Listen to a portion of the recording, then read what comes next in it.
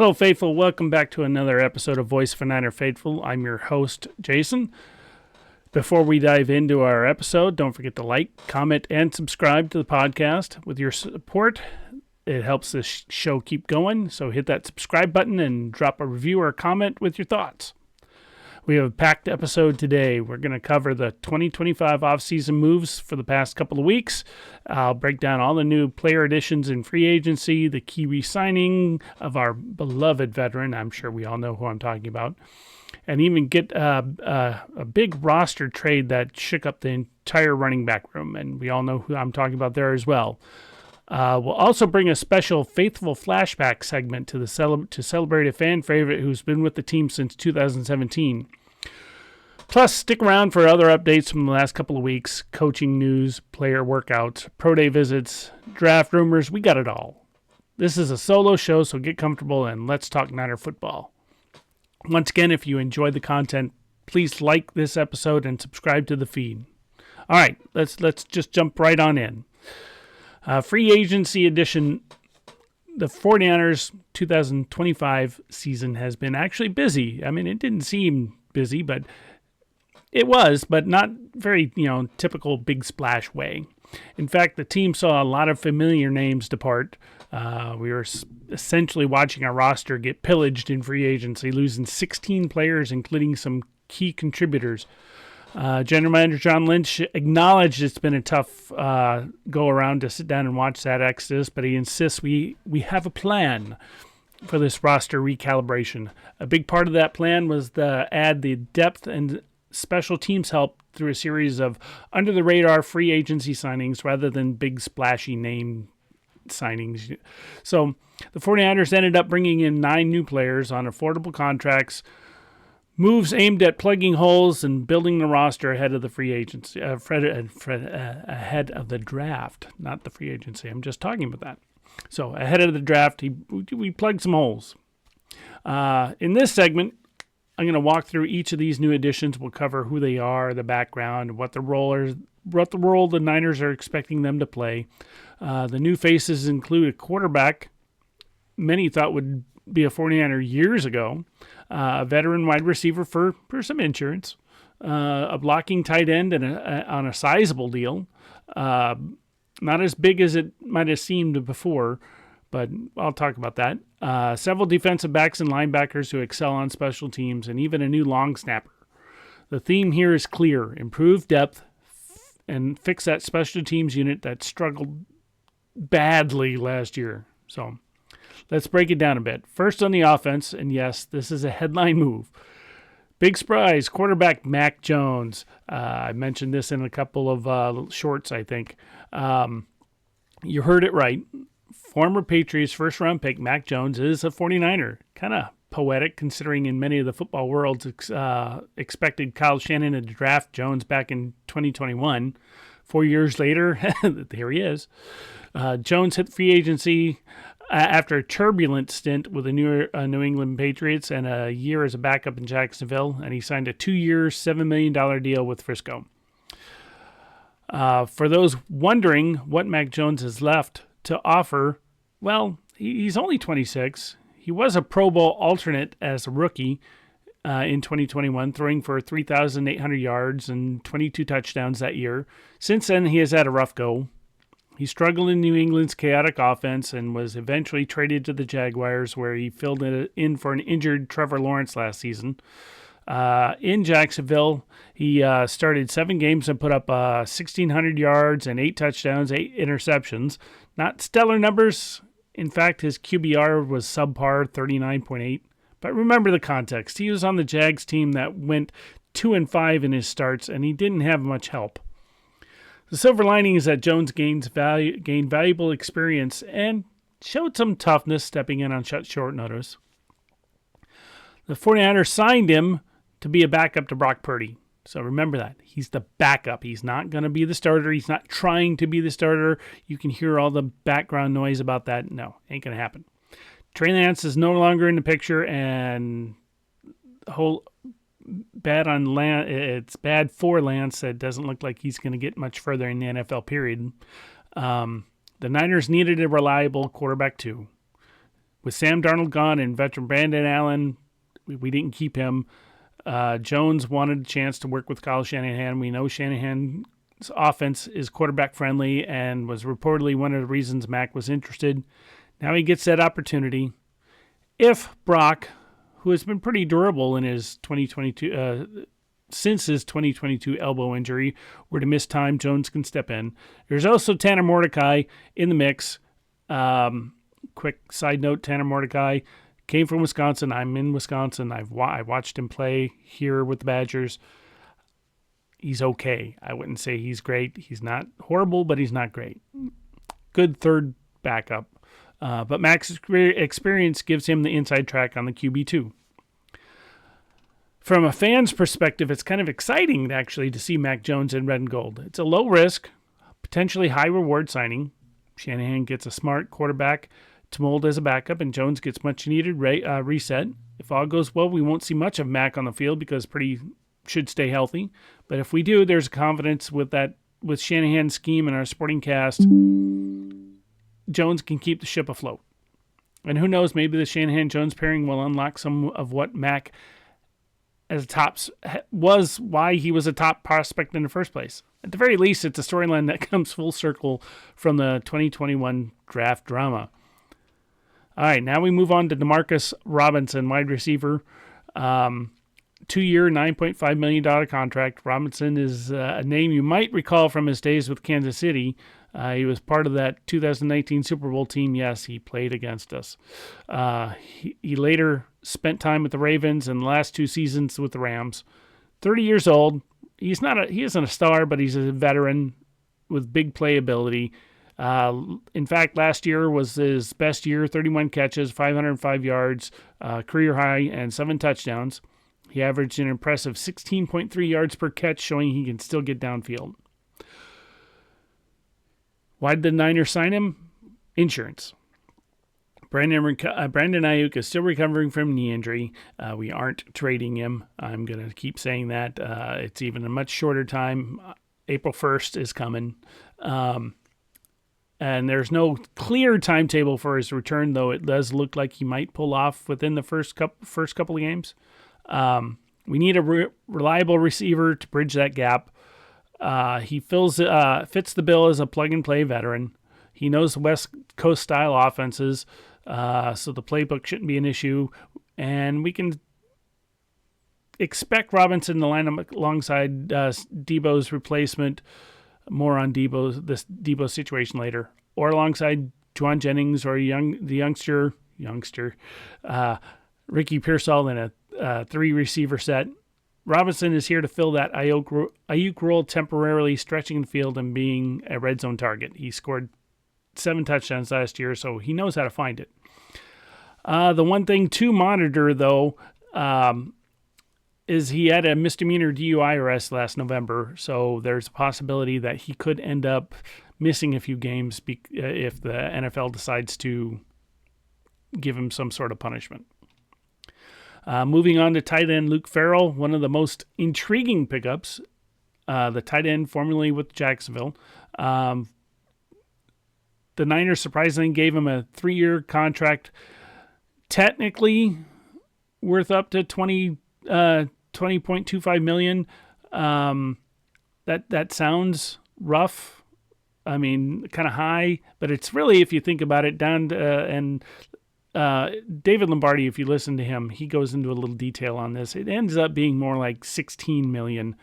And the other 4-something million are incentive kind of things.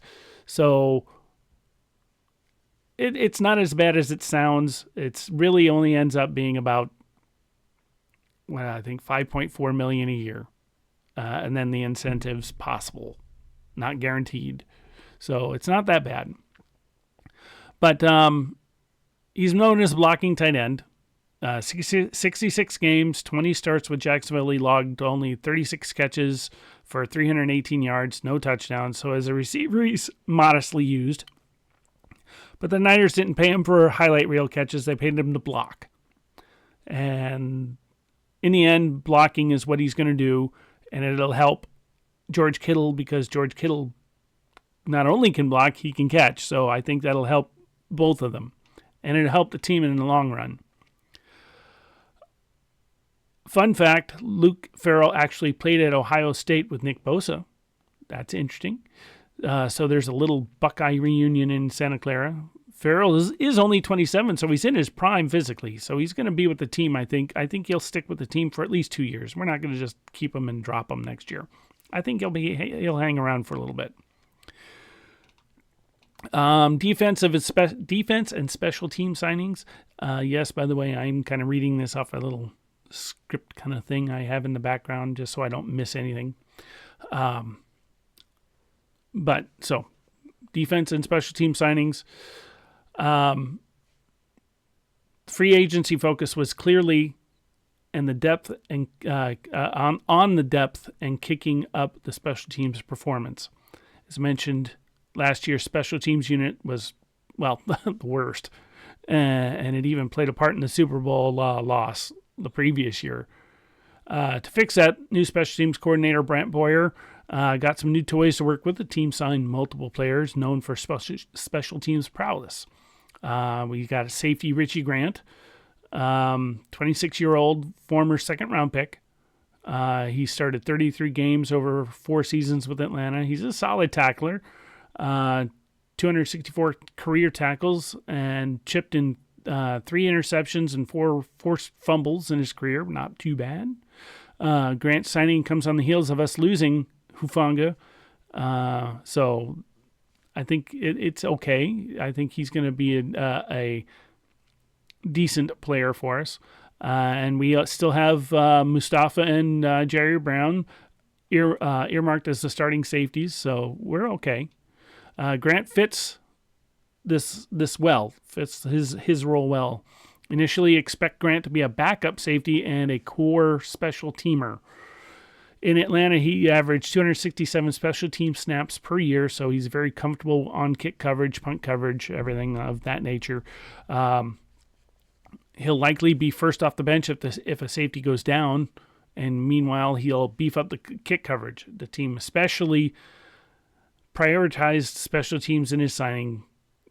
Grant's addition, along with others, is geared fixing that weakness, and we definitely need to fix that weakness. Safety Jason Pinnock, another 1-year deal with him. Safety who spent 3 years with the Giants. He was drafted by the Jets in 2021, 5th round, but found success with the Giants, starting 12 games for them in 2024. The Niners snagged him as the second safety addition of on the same day they got Grant. Pinnock is 25, so it's still young, and brings a bit more experience, starting experience than Grant. 39 career starts. Impressively, Pinnock has familiarity with our new defensive coordinator and old defensive coordinator, Robert Saleh, for a brief overlap with the Jets. Saleh, of course, is back with the 49ers, obviously, which is good for us.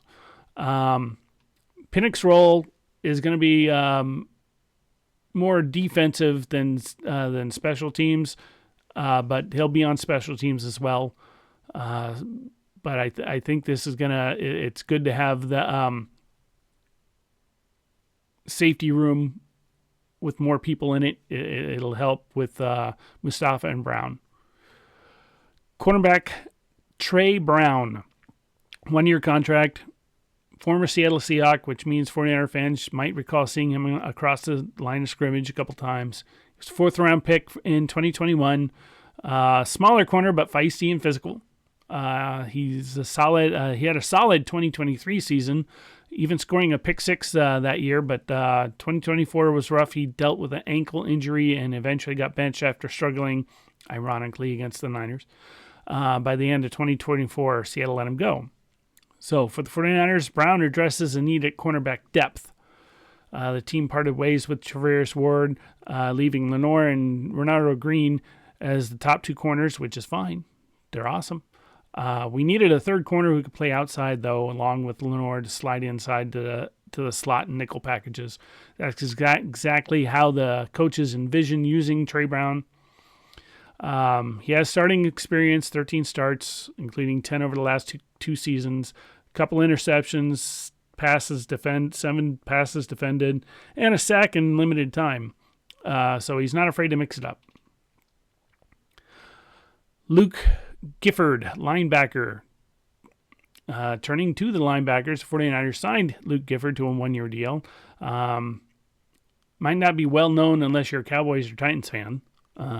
He spent from 19 to 22 in Dallas as a reserve linebacker, and then 23 to 24 with the Titans. He's a special teams guy, but he can be a linebacker, obviously. He has 49 special team tackles total since 2019, tied for the 9th most in the league in that span, which is good. So special teams ace. That's what we need. Another special teams person, defensive back Syrian Neal. I'm probably killing his first name. 2-year deal though with him. He's 30, but it's not horrible. He spent from 18 to 23 with the Bills, then the last year with the Dolphins. He's listed as a cornerback, but kind of a Swiss Army knife on special teams. He can play a little safety, a little corner in a pinch. Neal has been indispensable on special teams wherever he's gone. 2024, he played 368 special team snaps, 14th most in the NFL, and had 7 special team tackles over his career. He racked up 60 special teams tackles, which is pretty remarkable, actually. Essentially, Neal is one of those guys.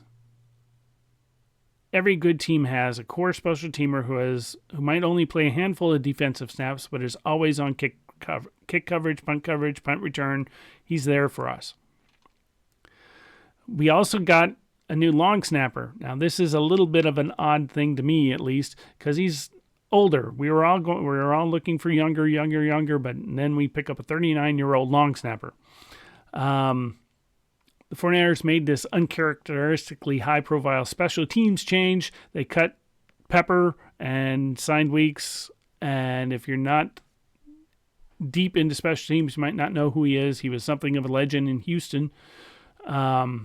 Longest tenured Texan, played 15 seasons, so he knows what he's doing as a long snapper. And maybe that was part of some of Moody's issues. So hopefully this will help Moody, because I still think we're going to end up keeping Moody. But the bottom line on free agency moves, 49ers free agency class of 2025 might not have been flash like the past years, no big ticket things or anything like that. It's a strategy born of necessity. After years of spending big and going all in, we saw big contracts and trades in prior off seasons. The Niners had to tighten the belt. Lynch even said that they were budgeting for big contracts coming down the line, like an eventual extension for Purdy. So they let the expensive starters walk, accumulating 11 draft picks for April and filled in immediate holes with cost-saving signings. It's all going to work. As a fan, I'm optimistic about that. Sometimes championships are won on the margins, and the depth guys, the special teamers, the backup quarterback who might need to win you a game or two. 2025 49ers appear to be shoring up those very areas, and John Lynch has reassured us we have a plan, and we are excited about the opportunity to replenish in the draft. These new free agents are phase 1 of that plan. So when I come back recording, I will start going into the next segment, and that will be talking about Kyle Juszczyk. So bring that back up, and you'll see it soon. All right, continuing on with this episode, re-signing fullback Kyle Juszczyk and his impact on the offense and the locker room. Amid all the changes the 49ers have made, bringing back one of the locker room leaders and the offensive glue guys, fullback Kyle Juszczyk, Juice, as we affectionately call him, was briefly a free agent this offseason, and I do mean briefly, like a day. The team released him for cap reasons in early March, but just days later, more than one day, they re-signed him to a 2-year new deal Juszczyk himself said that the short free agency stint felt like a lifetime because of deep down he wanted to remain a Niner. And he got his wish. New contract is reportedly about, for 2 years, about $8 million, keeping him in San Francisco through 2026, which would also make him being part of the Niners for 10 years, which would be awesome because they got this 10-year wall, I hear, and I'd love to see it. I'm hoping to make it out there sometime before I die and seeing it. So why is re-signing a 34-year-old fullback such a big deal? Well, if you're following this team, you know Juszczyk isn't just any fullback. He's a core piece. He's been with us since 2017, one of the free agents that they signed when Shanahan and Lynch first took over. And he's been a Pro Bowl fullback nearly every year. His value goes beyond the stat sheet. Last season in 2024, Juice had modest raw stats, 226 scrimmage yards and 3 touchdowns, but those numbers don't capture everything that he's done on the offense. He lines up in the backfield, he in the slot, as a wideout, as a H-back, you name it. He's a Swiss Army knife along with CMC, Kittle, and Ayuk. His ability to block like an offensive lineman, catch like a tight end, and even run the ball occasionally gives Shanahan some endless options. Re-signing him means that the offense can continue using those beloved two-back sets with fullback leading the way on an outside zone runs or sneaking into the flat for a play-action pass. I mean, come on, you guys have seen some of those passes he's caught. Defensive coordinators are always having to count for number 44 when he's out there. Beyond the X's and O's, he's a locker room leader. The guy went to Harvard for crying out loud. I mean, he's smart. He's often mentioned as a culture guy, the consummate professional who leads by example. He was even the 2017 winner of the 49ers Bill Walsh Award for representing professional excellence. When you're going through a retooling offseason with many veterans leaving, keeping someone like Juice around helps maintain continuity and leadership. Young players are going to look up to him. George Kittle often jokes that Juszczyk is one of the smartest players on the team, and he often knows what every single person in the offense is supposed to be doing on each play. That kind of football IQ is invaluable, especially as we potentially integrate a new batch of rookies this year. For a locker room chemistry standpoint, re-signing Juice also sends a message. The 49ers take care of their own. Even if it meant a brief release, they brought him back. It shows that if you're a key contributor and a good soldier, the team wants you around. Juszczyk himself tested the market for a moment. He said, "It's good to see what your market is, but ultimately it was too much to leave home. I wanted to be a Niner."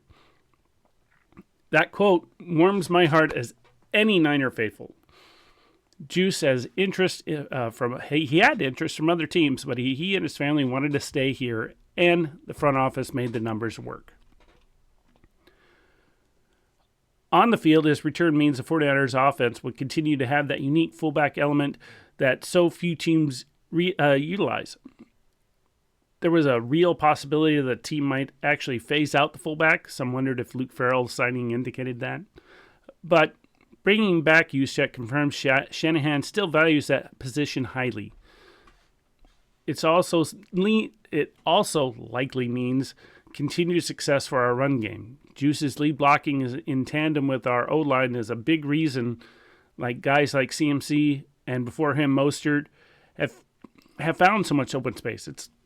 You got to give the guy credit.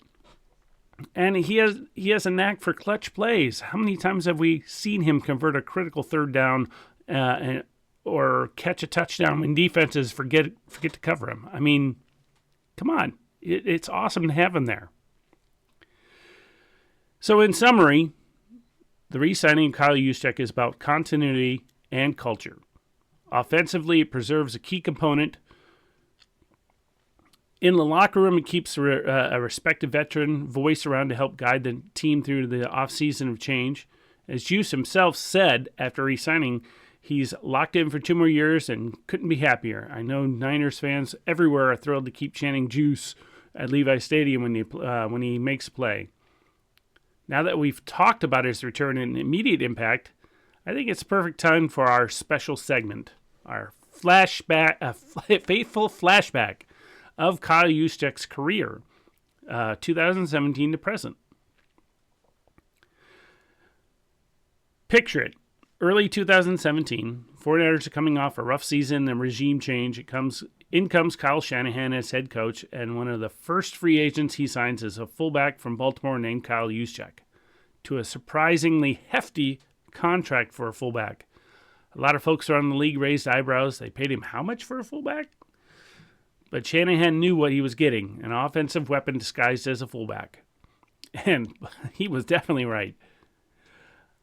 Juszczyk's impact was immediate. In this 2017 season, you could already see how Shanahan deployed him in creative ways. He only had 33 catches that year, but each seemed to come at a crucial moment. By 18 and 19, Juice really had his stride with the team. He made the Pro Bowl in 2018, then again in 2019. Actually, he made the Pro Bowl every year from 2016 through 2022, a testament to how he's respected league-wide. During the 2019 season, when the 49ers went to that Super Bowl run, Juszczyk, he was integral. Think back to the Super Bowl in Miami. Juszczyk scored our first touchdown of the game, catching a pass from Garoppolo and bulldozing into the end zone, even in a little rock the baby celebration on his newborn daughter at the time. For a moment, we all thought Juice might be the MVP of that Super Bowl. He was that impactful, keeping us in the game. He became the first fullback to score a TD in the Super Bowl in decades. Even though we fell short in that game, Juice's performance on the big stage showed us and the world what Niner fans already knew. This guy is clutch. Beyond the big game moments, Juszczyk has been Mr. Reliable over his 8 seasons and counting now. With San Francisco, he's missed only a handful of games despite playing one of the most physically demanding roles. He has around 10 total touchdowns as a 49er and countless first downs. One play that stands out in memory, a regular season game in 2020 against the Saints. I'm sure we all remember that one, where Juice hurdled a defender in the open field, showcasing his athleticism. Another one in 2021, the game-winning drive in Chicago, where he had that huge catch and run to set up a score. And, of course, we can't forget the 2022, the one-handed juggle catch he made down the sideline against the Cardinals. Come on. It's rare you see a fullback making Sports Center highlight grabs, but hey, that's what we get out of Juszczyk. Off the field, he's been the ambassador for the team. He's always the first to congratulate teammates after touchdowns, often sprinting from wherever he is to the end zone to join the celebration. Younger players often mention how Juice helps them study the playbook. He even gives some tips to running backs on reading blocks, essentially serving as an extra coach. Wouldn't that be awesome? He retires as a 49er, but then starts coaching on the 49er staff. That would be awesome, wouldn't it? His leadership was formally recognized when he was voted a team captain in multiple seasons. And in terms of representing the 49ers, he's been active in the community, whether it's charity events or the annual Golden Heart Fund work he does. In the locker room, I imagine he's the guy who bridges gaps. He's been there through the lows of the 4-12 seasons and the highs of the Super Bowl and NFC Championship runs. That perspective is just invaluable, especially when for rookies asking him questions. When things get tough, Juice can say, "Hey, I've seen worse. We'll get through it."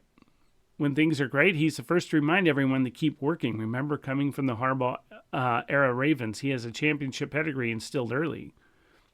Another cool aspect, Juszczyk is the last remaining player on the offense from Shanahan's first year. Now that others have moved on, he's seen the evolution of the offense from the Brian Hoyer days, from the Jimmy G era, the brief Lance 2-game chapter, into the Brock Purdy resurgence. Through it all, the one constant has been number 44. He's essentially an encyclopedia of the playbook and has been a safety valve for every QB who's played here. There's a reason why I can't talk today. There's a reason why whenever we have a new quarterback under center, that quarterback often leans on the fullback checkdowns early. Juice is always open and in the right spot. As fans, we come to love seeing Juszczyk succeed. It often means that the team is succeeding. We hear the stadium erupt in juice, which sounds like booing to the uninitiated, but we know it's out of love. He even got an endorsement deal with the actual juice company at one point. He's that beloved in the Bay Area. In summary, Kyle Juszczyk's tenure with the 49ers has been marked by consistent excellence, versatility, and leadership. He helped reestablish the fullback as a weapon in the modern football era. He's been a cornerstone of the 49ers locker room, all gas, no brakes, to borrow Saleh's phrase, combined with unselfish play. As he enters what will be his 9th season as on the team, he's on track to potentially be one of the longest tenured 49ers players in recent memory. Who knows? We might see his name on the 49ers Hall of Fame one day as they honor a player like him. And there's no ifs that he's gonna. And he'll be a Hall of Famer in general. So here's to Kyle Juice Juszczyk. Thank you for everything since 2017. And we, the faithful, are so happy you're sticking around. Can't wait to see what the next chapter that you're gonna what's gonna happen in 2025 and beyond. It's gonna be amazing. All right, so let's move on and talk about Jordan Mason and his trade and the running depth chart going into the draft. So one of that to me was one kind of surprising. I wasn't expecting Jordan Mason to get traded to the Vikings. He was kind of a hidden gem for us on an undrafted free agent who worked up his way up and showed flashes of power running behind Christian McCaffrey. But in March, this just earlier this month, the Niners decided to send him to Minnesota. Let's unpack what happened and what it means to our locker room depth. So the trade details in general. 49ers traded him and a 2025 6th-round pick, number 187 overall, to the Vikings in exchange for a higher pick, 160 overall, effectively moving up to a 5th-rounder, and a 2026 6th-round pick. In essence, we moved up 27 spots this year's draft and got an extra future pick for giving up Mason. The Vikings immediately signed Mason to a 2-year extension with over $7 million guaranteed, indicating how much they value him. From the Vikings' perspective, they mean business with the running game. They have a veteran with Aaron Jones as their lightning, and they see Mason as their thunder to complement him. Last year, outside of Jones, the Vikings kind of struggled with the run. Mason fits what they need: a younger, physical back who can spell Jones and keep the ground game going. Now, why would the 49ers let Mason go, given his productivity when he was called upon? Contract and value. Mason entered the final year of his deal. Rather than potentially losing him for nothing next year, they sold high now. It makes sense. By trading him, they got draft capital back, and John Lynch said you can never have enough draft picks when you're reloading the core. That makes sense. We have 11 picks now. And we moved up a little bit, so we're in the 5th round again. His usage and injuries. So he was doing great until he got injured. So, and he isn't the type of running back that Shanahan usually likes. That's more Isaac Guerrero kind of thing. And speaking of that, the depth and confidence in others, the 49ers' current running back depth made Mason somewhat expendable. He has CMC, obviously. Isaac Guerrero is similar to CMC, just a lot younger. Patrick Traylor, we just re-signed, made sure we signed him again. We have Israel Abanikanda. I'm killing it, I know. So it's not horrible. We're good in the running back room, and I'm guessing we're going to pick up another running back in the draft too, but not at like a number 3 draft like we usually do. So I think we're all right with what happened with Mason. We got what we needed from it. He's in a better place. We're in a better place. It all worked out in the end. So moving on, we're going to talk more about 49ers updates and news, coaching staff news, obviously the return of Robert Saleh, We got Brant Boyer as the special teams coordinator, and he's already been making good picks in the free agency to shore up our horrible special teams from last year. Player workouts and rehab. Obviously, we're worried about Brandon Ayuk, and we're watching that April 1st date because the whole trade storyline.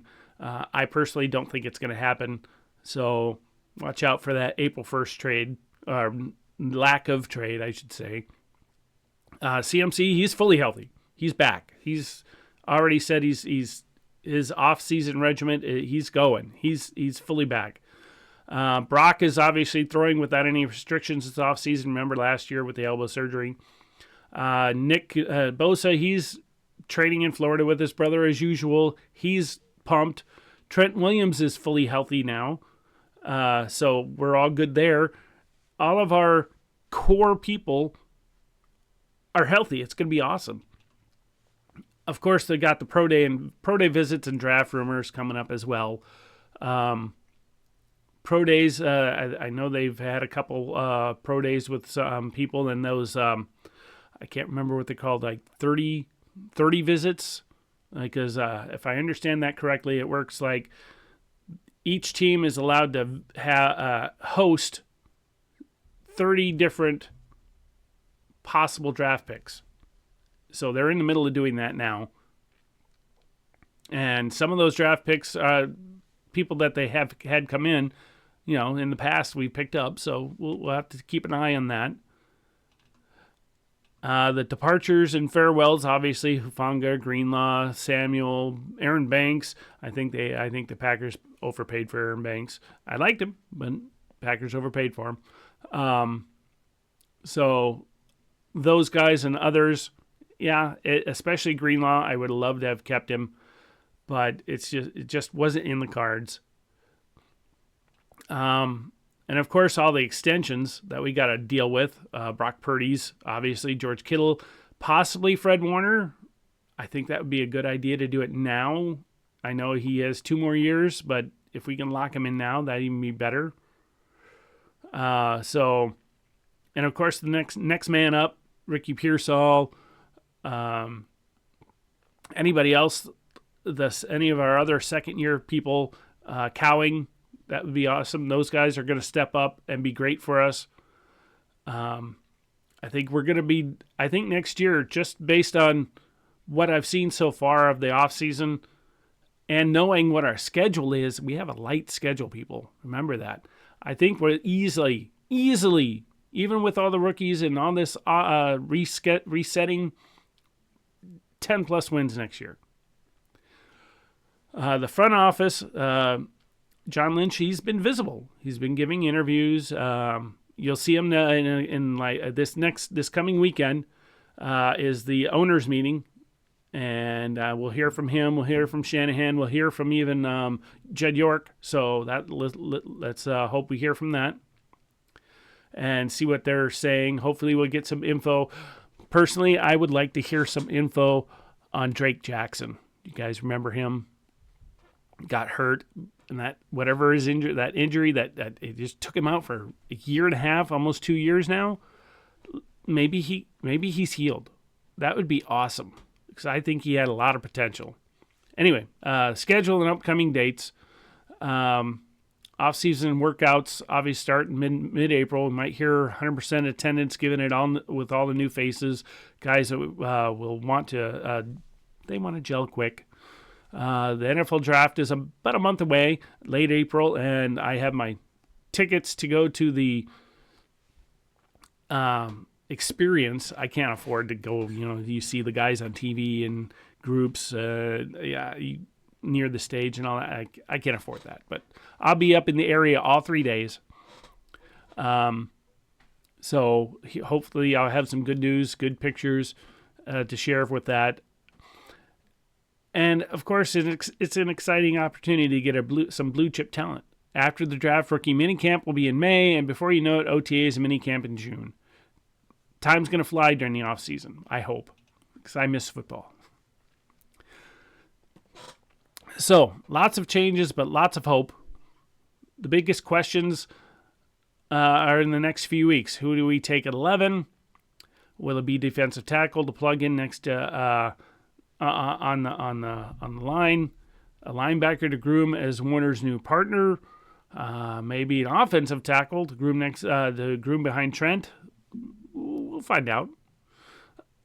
From what I can gather, despite losing some star power, many analysts still see the 49ers as a competitive team.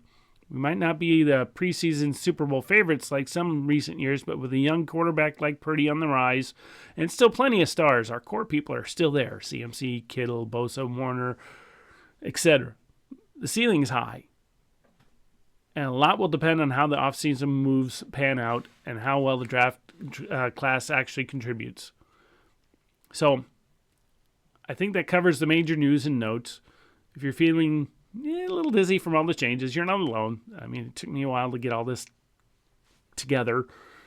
It's been a weird offseason, crazy offseason. But all these changes, they can be good.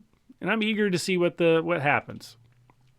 So, that's a wrap of the episode this week. We covered a lot of ground from the nine new free agent additions. Welcome to the family, guys. To the re-signing of our guy Juice, to the Jordan Mason trade and new look running back room, plus some of the latest 49er buzz from the past couple weeks. I, for one, I'm excited to see these new pieces fit into the puzzle. Will Mac Jones thrive under Kyle Shanahan's tutelage? Which one of the new defenders will become fan favorites on special teams? How will the draft augment the roster? Who's going to be number 11? Who are we going to pick? And can the 49ers, with this mix of old and new, make another run for that sixth Lombardi trophy? The journey into the 2025 season is just beginning, and we'll be here for every step. Thank you for listening. If you enjoyed this episode, please hit that like button, leave a comment, and subscribe to the podcast. I'd love to hear your thoughts. Which offseason moves are you most excited for? Any free agents you're not sold on yet? Drop a comment. Let's get the conversation going. Your feedback means a lot, and make sure you're subscribed so you don't miss any future episodes. As things pick up, I'll be doing more often. I also do a few shorts here and there. Throw this on TikTok too, so if you don't see me here, look on TikTok. We'll have all the draft reaction episodes, training camp previews, all of that, much more on the way. Until next time, faithful, stay safe and keep the red and gold spirit alive.